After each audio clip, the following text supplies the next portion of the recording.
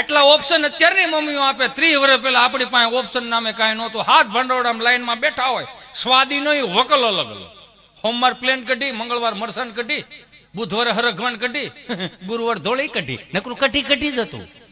હાથ ભંડારામાં લાઈનમાં બેઠા ને સુલા ઉપરથી આમ કઢીનો પાટિયો આમ લીટા પાડે આવતો હોય તો ઘણા વિચાર કરે, વોટ ઇઝ ધીસ લીટા? લીટા એટલે ડો ન્યાય પકડવાનો ગાળો ન હોય. બાપુજીએ લઈ લીધું, એ ઢવડીને દાદાને આપે, દાદાએ ઢવડીને પછી કાકાને આપે, ત્યાંથી ઢવડીને અહીંયા બહારનો કોક મહેમાન આવ્યો હોય ને ખબર જ પડી જાય, આખા ઘરનું જમણવાર અહીંયા થતું લાગે.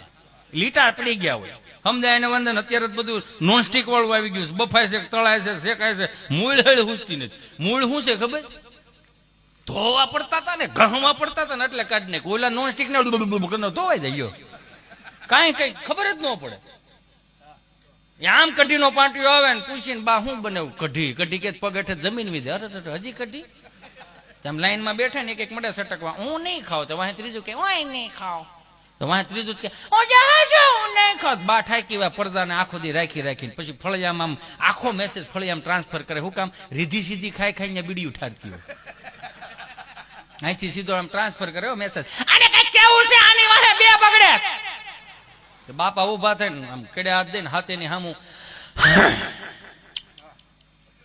ખાઓ રે માર ખાઓ. આ ડોહો એક જ ઓપ્શન હતો, બીજો કોઈ ઓપ્શન નતો. લ્યો બોલો, એક જ ઓપ્શન હતો.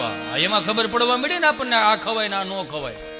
જેને અવળું ખાતા આવડી ગયું છે ને એને સંગીતમાં ફેર છે. મા બાપે કોઈ દી નથી કીધું મને માફ કરજો, મારો ભૂતકાળ તો બહુ ખરાબ હતો.